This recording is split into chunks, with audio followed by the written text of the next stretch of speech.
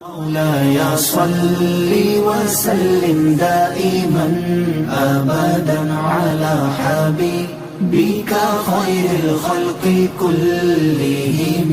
مولاي صل وسلم دائما أبدا على حبيبك خير الخلق كلهم. مولاي صل وسلم دائما أبدا. نحمده ونصلي ونسلم على حبيبه الكريم. اما بعد فاعوذ بالله من الشيطان الرجيم. بسم الله الرحمن الرحيم. كل نفس ذائقة الموت. صدق اللہ.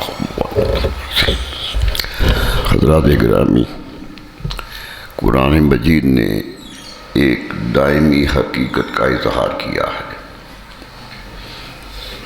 یہ قرآن کی عظمت ہے کہ وہ زندگی کا اظہار بھی کرتا ہے اور زندگی جانے کا اظہار بھی کرتا ہے، اور دونوں کے درمیان عمل کی دعوت دیتا ہے. دعوت یہ ہے کہ انسان زندگی میں آیا ہے، وہ نہیں تھا، اس کا وجود نہیں تھا، اس کا نام نہیں تھا، اس کی شکل و صورت نہیں تھی، لیکن اس پروردگار نے اسے نام بھی دیا، شکل بھی دی، زندگی بھی تھی. یہ اسی کا کرم ہے کہ وہ جب چاہتا ہے، اور یہ بھی وہی جانتا ہے کہ کس کو کب دینا ہے.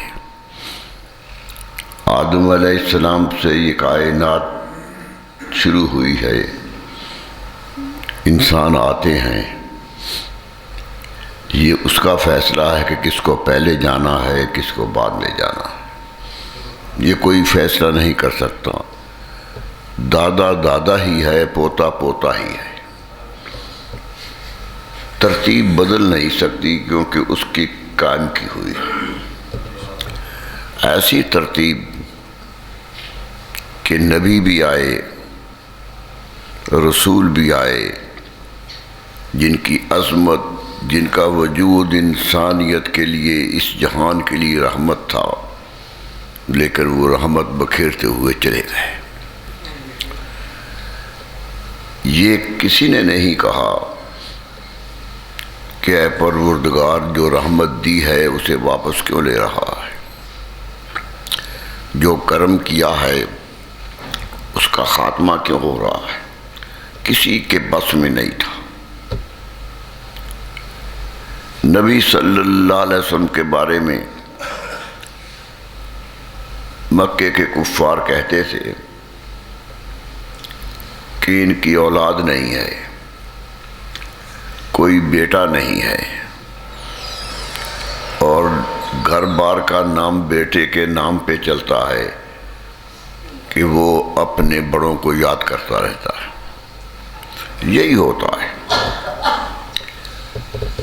بعد میں آنے والے خوش نصیب ہوں تو بڑوں کو یاد رکھتے ہیں، اور جو زندگی کی رحمتوں سے محروم ہو جائیں وہ بھول جاتے ہیں. یہی نظام حیات ہے جو آدم علیہ السلام سے چلا. تو نبی صلی اللہ علیہ وسلم کی انہوں نے کہا کہ یہ چلے جائیں گے. ایک انسان ہے، ایک وجود ہے، آج ہے کل نہیں ہوگا. آج جو کہہ رہے ہیں کل کوئی کہنے والا نہیں ہوگا. دوسرا کوئی اتنی محنت نہیں کرے گا، کیونکہ آپ کے صاحبزادے انتقال کر گئے تھے. انہیں معلوم ہو گیا تھا کہ یہی تھے جو چلے گئے، اب تو کوئی نہیں ہے.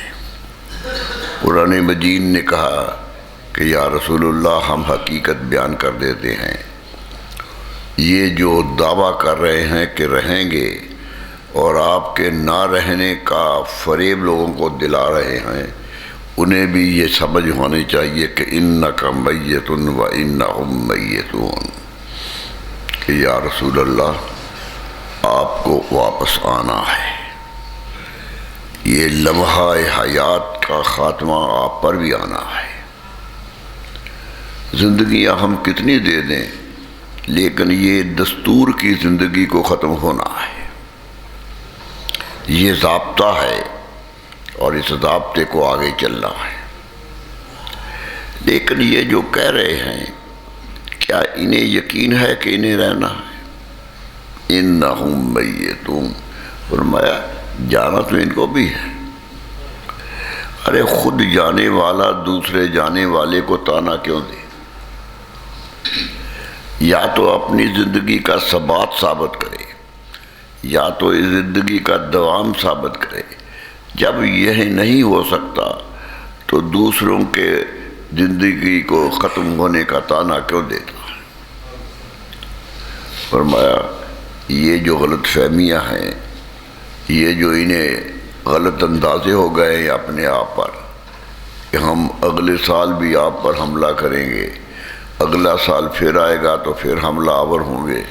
کتنے ہیں جو اب آئے ہیں دوبارہ نہیں آئیں گے۔ سب سے بڑا دشمن تو ابو جہل ہی تھا نا، تڑپتا تھا، بات بات پہ غرور کرتا تھا، بات بات پہ فخر کا اظہار کرتا تھا۔ تو کیا ہوا؟ پہلی جنگ 2 ہجری میں ہوئی، اتنا تڑپ کے آیا تھا، اتنا لشکر کو تحریک دے کے آیا تھا کہ لوگ سمجھتے تھے مکے والے مدینے والوں کو لے جائیں گے، کچھ نہیں رہے گا۔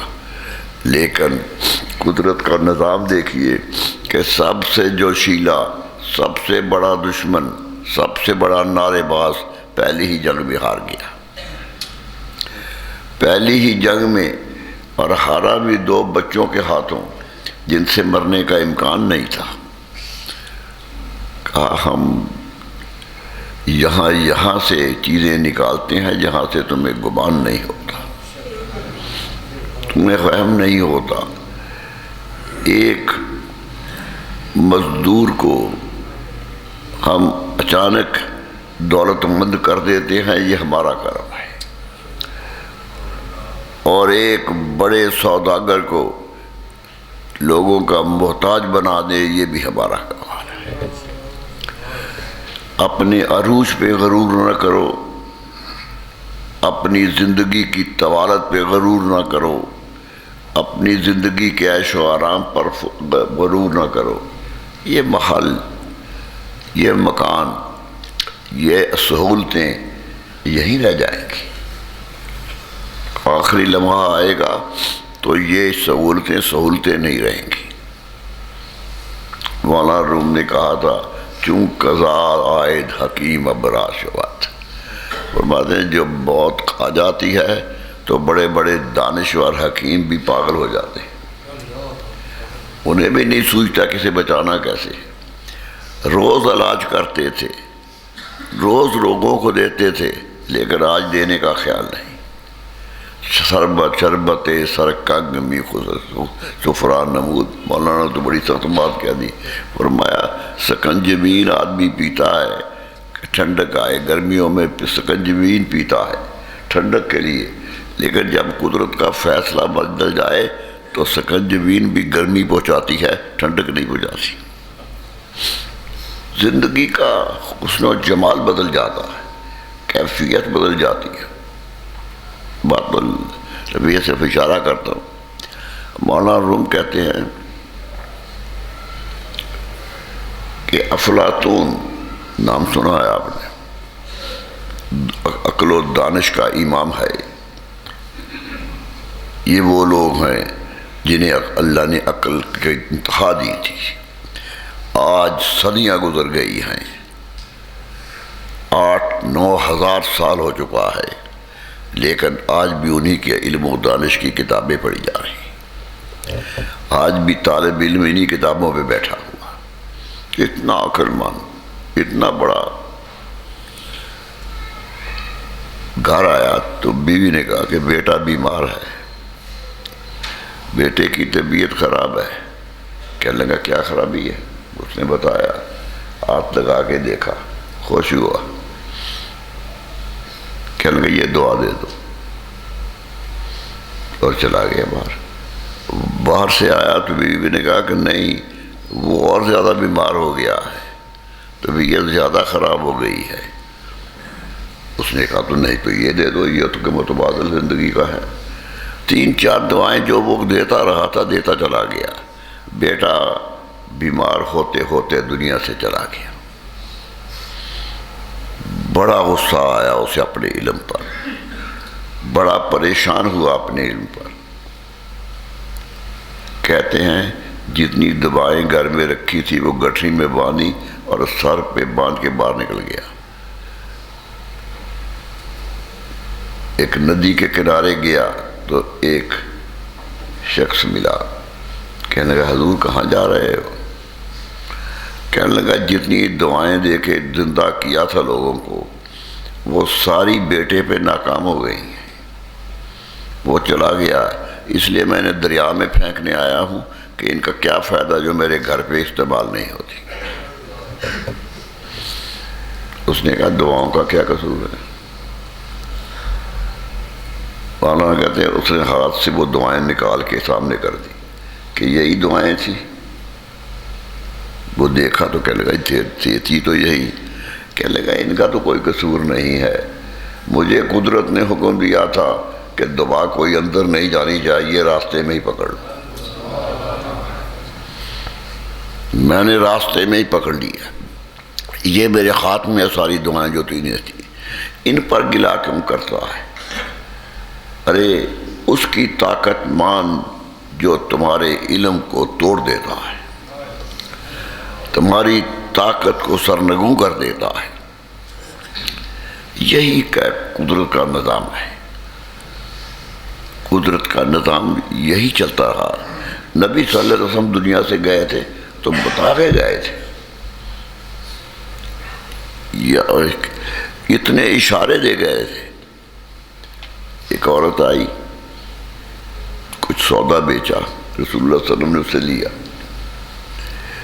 کہنے لگے لے تو لیا ہے ہم نے، پیسے اس وقت ہمارے پاس نہیں ہیں، اگر تو 2 دن بعد آ جائے تو پیسے دے دیں گے۔ وہ بھی بڑی ذہین عورت تھی، کہنے لگے حضور چلی جاتی ہوں، 2 دن بعد آ جائیں گے۔ اگر بعد میں جب میں آئی آپ نہ ہوئے تو کس کے پاس آؤں گی؟ بتا دیا کہ یہ بھی ہو سکتا ہے۔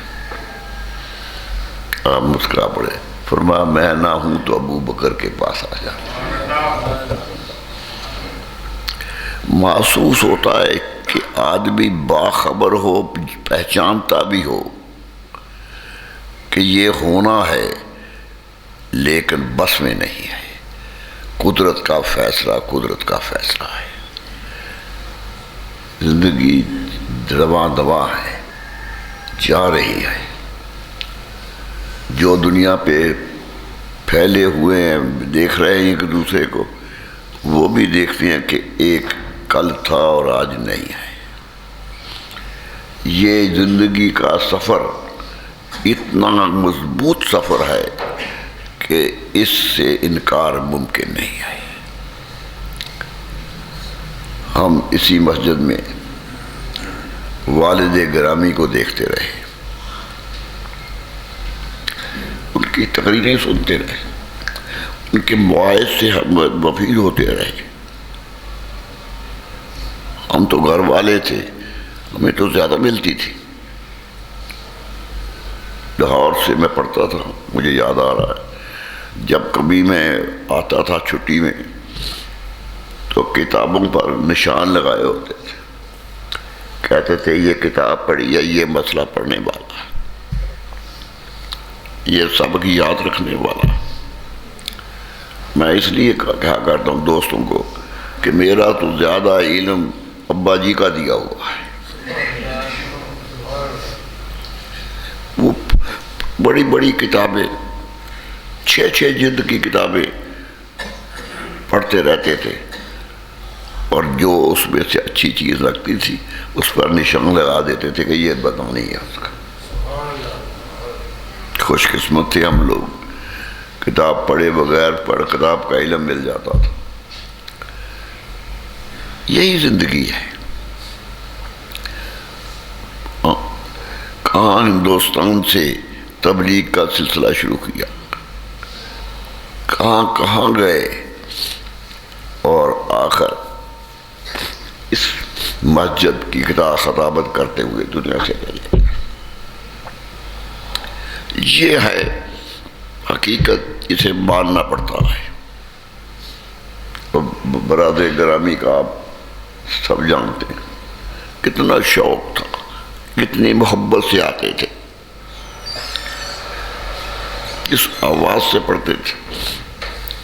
ہم تو اب بھی کبھی انہیں سننا چاہیں تو ان کی آواز سنتے ہیں,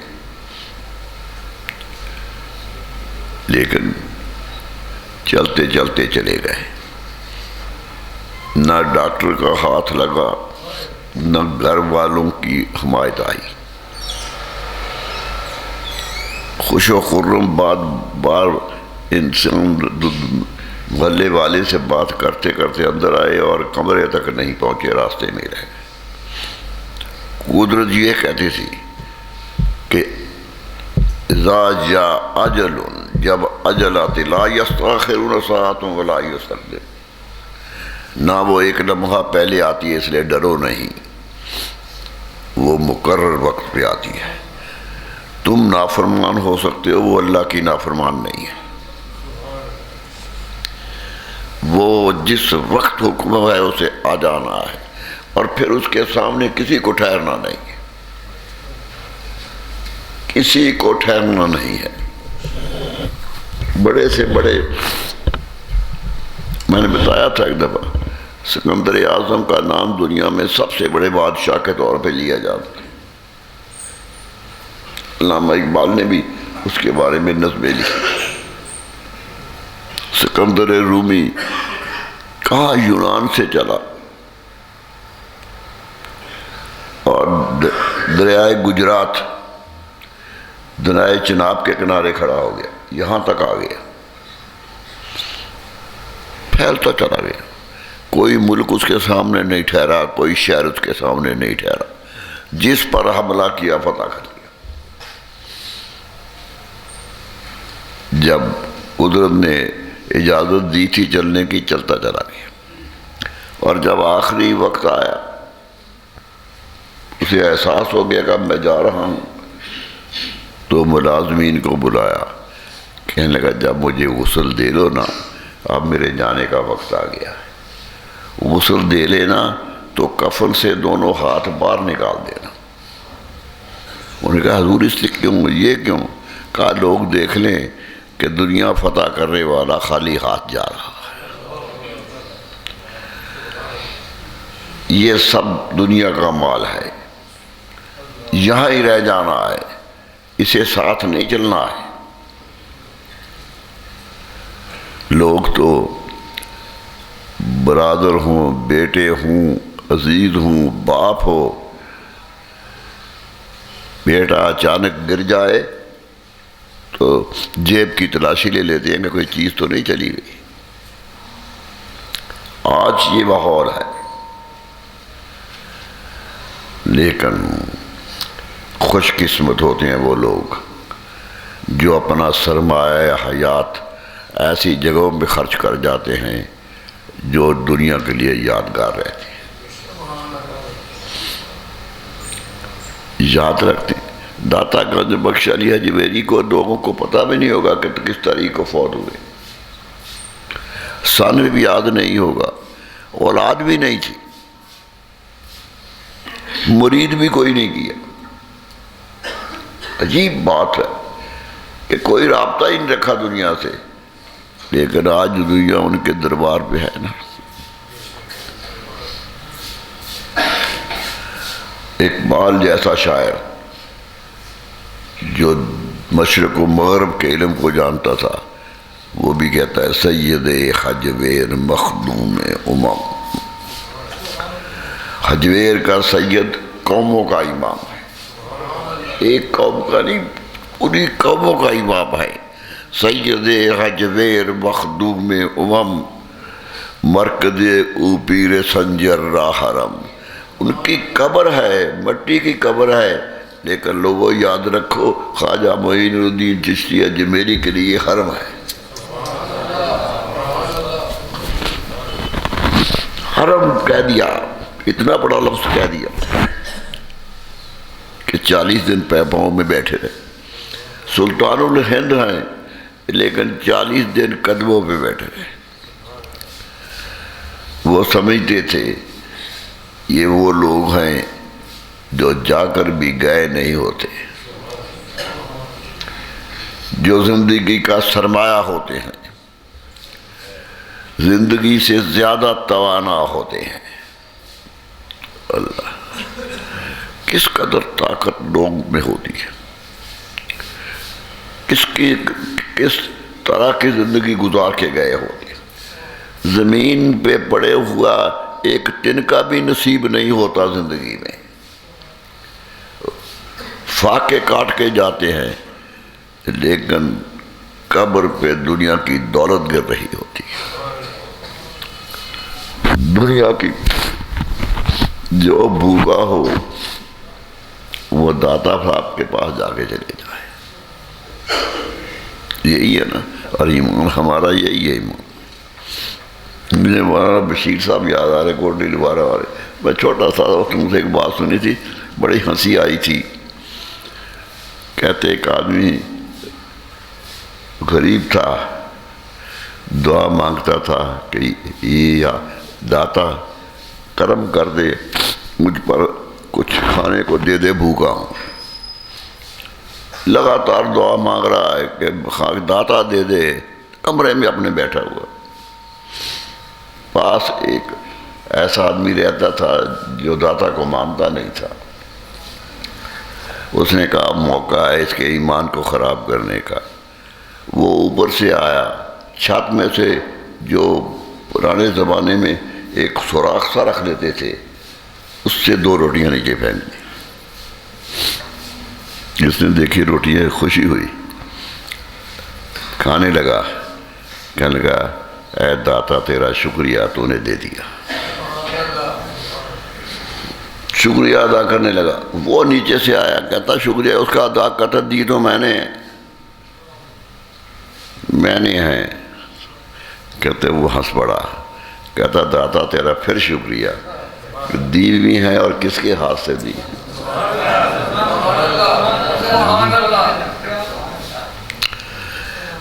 ایمان یہ ہوتا، ایمان کی قدر و قیمت یہ ہوتی. میرے دوستو، صرف ہمارا کام یہ ہے کہ ان کو جانے والوں کو یاد رکھتے ہیں، ان کی نیکی کے اقدام سے فائدہ اٹھائیں، ان کے بھلے کاموں سے اپنے لیے نصیحت لیں اور زندگی بھر اس پر عمل کرتے رہیں. اللہ اللہ ہمیں توفیق دے کہ ہم ان کو یاد کرتے رہیں.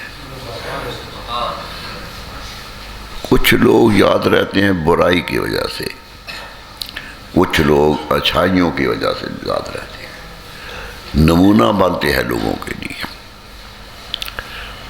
یہ بھی بتاتے ہیں کہ کسی کام میں دنیا میں لگو لیکن اپنے رب کو نہ بھولو، اپنے رسول کے سامنے سر جھکاتے رہو. یہی عبادت ہے، یہی کامیابی ہے. برادر گرامی، کہ حضور ہم ان کی دی ہوئی محبتوں کا صدقہ اتارنے کے لیے اگلے جمعے اکٹھے ہوں گے. اگلا جمعہ کی نماز کے فوراً بعد ان کی یاد میں ان کا عرس ہوگا اور عصر تک جاری رہے گا. بہت بڑے نعت خوان بھی آئیں گے، قاری بھی ہیں، قاری کرامت علی نعیمی بھی ہوں گے. منظور القول ہے نا، سلمان کون ہے، وہ بھی آئے گا اور یہاں دیکھیں گے. دیکھیے یاد ان کی کرنی ہے لیکن ذکر رسول اللہ کا کرنا ہے. یہی ہمارا امتیاز ہے. ہم بڑوں کا بھی ذکر کرتے ہیں تو انہی کے حوالے سے کرتے ہیں کہ وہ ان سے جڑ کے رہے، اس لیے ہمارے لیے قابل قدر ہے۔ اگلے جمعے کو آپ بھی آئیے، لوگوں کو بھی لائیے، ساتھیوں کو بھی لائیے، 2-2.5 گھنٹے کی محفل ہوگی اور یاد کیا جائے گا برادر گرامی لہر رحمہ کی شفقتوں۔ آج مجھے یہاں آتے ہوئے ایک دردناک خبر ملی کہ میری طبیعت ہل گئی تھی۔ دوست تھے، پڑھتے رہے اکٹھے، زندگی اکٹھی گزاری، نوکری اکٹھی کی، بڑی محبت سے رہے، سعودی عرب گئے تو اکٹھے گئے، 2 سال وہاں گزارے تو اکٹھے گزارے۔ زندگی کا حصہ تھا، عقیدہ تھا، عقیدے کی عمدگی ہمارے ساتھ تھی۔ نیک آدمی تھے، نیک گھرانے سے تعلق رکھتے تھے۔ پروفیسر غلام حیدر چشتی صاحب، آج اچانک خبر ملی کہ ان کا انتقال ہو گیا ہے۔ اللہ تعالیٰ ان پر ہزاروں رحمتیں نازل کرے۔ بہت پکے عقیدے کے لوگ تھے، اتنا بڑا عقیدہ کہ زندگی بھر کسی سے مروب نہیں ہوئے، آج بھی کام کر رہے تھے۔ اچانک تکلیف ہوئی، کہتے ایک دن پہلے تکلیف ہوئی، FIC میں لے جایا گیا اور زندگی نے ساتھ چھوڑ دیا۔ یہ اچانک جب مجھے خبر ملی تو میرا دل ہل گیا، کیونکہ کہاں کہاں یاد آ گیا۔ مجھے غار حرا یاد آ گئی، جہاں ہم اکٹھے گئے تھے۔ مجھے غار ثور یاد آ گئی، جس پر چڑھنا انتہائی مشکل مسئلہ ہے، 3 میل ہے زمین سے اوپر، اور اس وقت زمانے میں سفر کا کوئی پتھر ہی پتھر تھے۔ لیکن میں نے دیکھا کہ بڑے بڑے جوان راستے میں رہ گئے، وہ پہنچے یا ان کے بعد میں پہنچا۔ میں ہمت جواب دے گئی تھی، میری سامنے غار ثور نظر آ رہی تھی، لیکن ہمت جواب دے گئی تھی۔ جسم کام کیا تھا، ایک جگہ بیٹھ گیا تو ایک کونے میں بیٹھا ہوا ایک عرب دوڑا ہوا آیا۔ جوان تھا، عرب تھا، مدنی تھا، دوڑا ہوا آیا اور کہنے لگا یہ کپ لے لو۔ اس میں تھوڑی سی چائے تھی، کیونکہ میری سانس پھول گئی تھی۔ اس نے چائے پیش کی تو میں نے کہا پانی، الماء یا سید، چائے نہیں پانی چاہیے۔ اس نے اپنی تھرموس سے نکالا تو ایک چھوٹے سا گلاس تھا، اس کا بھی آدھا ہوا اور تھوڑا سا پانی تھا۔ کہنے لگا یہ لے لو۔ میں نے پی لیا، کچھ ہوش ٹھیک ہوئے تو ہنس کے مجھے کہنے لگا اللہ ھذا الغار، ارے جوانوں بھاڑو، یہ سامنے غار ہے۔ بس ایک منزل کا فاصلہ رہ گیا تھا جہاں گر پڑا تھا میں، اور وہ نکال کے مجھے آج تک اس کی مہربانی نہیں بھولتی۔ آج تک وہ عرب جوار نہیں بھولتا۔ پیچھے اس کے ایک اور بیٹھا تھا، دونوں آئے تھے اور اس ثور سے ہو کے گئے تھے۔ ثور میں جا کر اپنی خوش قسمتی کا احساس تو ہوا تھا، ان دونوں جوانوں کے کرم کا بھی احساس ہوا تھا۔ وہ بھی احساس تھا۔ ظہر کی نماز کا وقت آ گیا، ہم نے غار ثور میں نماز پڑھی۔ اتنی برکت حاصل ہوئی کہ غار ثور میں ہم نیچے اترے تو خوش تھے، تھکاوٹ دور ہو چکی تھی، خوشی کا عالم تھا۔ ایسے ہم گئے تھے 7 آدمی باقی سارے پیچھے رہ گئے تھے، پہنچے نہیں تھے. ہم پہنچ گئے، واپس آئے تو ہم نے کہا کچھ تو کرنا چاہیے. وہاں سے غار حرا کی طرف چلے. اللہ اللہ، 2 غاریں کتنی معتبر. اور قدرت کا فیصلہ یہ تھا کہ یہ کامیاب ہوں گے. عصر کی نماز غار حرا میں پڑھی. بعد میں بھی گیا ہوں غار حرا میں، غار ثور میں نہیں جا سکا. ایک زندگی کا چشمہ تھا. اس وقت یاد آیا تھا کہ یہ نبی صلی اللہ علیہ وسلم یہاں غار میں آئے تھے. کائنات کے سب سے عظیم وجود ان پتھروں پہ چل کے آئے تھے. کتنے خوش قسمت تھے وہ پتھر جن پر قدم رکھ کے اوپر چلے تھے، اور کتنی خوش قسمت ہے وہ غار جس میں 3 راتیں گزاری. تو یہ سارا منظر مجھے چشتی صاحب کا سنتے یاد آ گیا کہ وہ تھے اور میں تھا. واقعی ہمارے 5 ہی ساتھی پیچھے رہ گئے تھے، وہ نہیں چڑھ سکے تھے. کوئی تھوڑے سے فاصلے پہ رک گیا، کوئی کسی پہاڑی پہ رک گیا، کسی پہاڑی پہ رک گیا.